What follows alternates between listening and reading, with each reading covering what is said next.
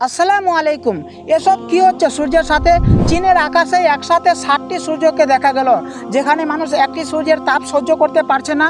মানে একটি সূর্যের কারণে যেভাবে দিনের পর দিন গরম বাড়ছে সেটা সহ্য করতে পারছে না, কিন্তু চীনের মানুষ কিভাবে 7টি সূর্যের তাপ সহ্য করবে? এই যে ভিডিওটা দেখছেন, এই ভিডিওটা হচ্ছে 18ই আগস্ট 2024-এর। প্রথমেই বলে দিতে চাইবো, এই ভিডিওটা ফেক নয়, অরিজিনাল ভিডিও, সত্য একটা ভিডিও। এই ভিডিওটাকে কোনোভাবে এডিট করা হয়নি বা এআই দিয়ে এই ভিডিওটা তৈরি করা হয়নি। এই ভিডিওটা সোশ্যাল মিডিয়াতে প্রচুর পরিমাণে ভাইরাল হচ্ছে।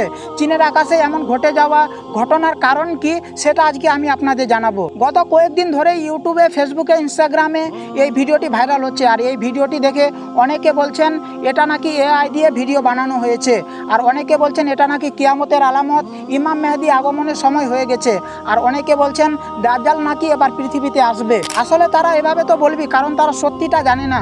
আমি যখন এ বিষয়ে জানার চেষ্টা করলাম, একটু রিসার্চ করলাম, তখন আমি জানতে পারলাম চীনের চেংরুর একটি হাসপাতালে এটা রেকর্ড করা হয়েছে বলে জানা গেছে ক্লিপটি হাসপাতালের 11 তলা থেকে মিসেস ওয়াং নামে এক মহিলা ধারণ করেছিলেন। অস্বাভাবিক ফুটেজে আকাশে একটি সারিতে 7টি সূর্য দেখা গিয়েছে, প্রতিটি ভিন্ন তীব্রতায় জ্বলছে। আর এই ঘটনাটি মাত্র 1 মিনিট দেখা গিয়েছিল। ভিডিওতে যেভাবে দেখাচ্ছে 7টি সূর্য, বাস্তবে 7টি সূর্য উদয় হয়নি। আসলে হয়েছে এমনটা, হাসপাতালের জানালার স্তর কাচের কারণে আলোর প্রতিফলন হয়, আর সে কারণেই একসাথে 7টি সূর্যকে দেখা যায়। আর তখনই ওয়াং নামের মহিলা এই ভিডিওটি রেকর্ড করেন, তারপর সোশ্যাল মিডিয়াতে আপলোড করেন, আর মুহূর্তের মধ্যেই এই ভিডিওটি ভাইরাল হয়ে যায়। মোটামুটি এরকমই একটা ঘটনা কয়েকদিন আগে পবিত্র মক্কা শরীফে ঘটেছে।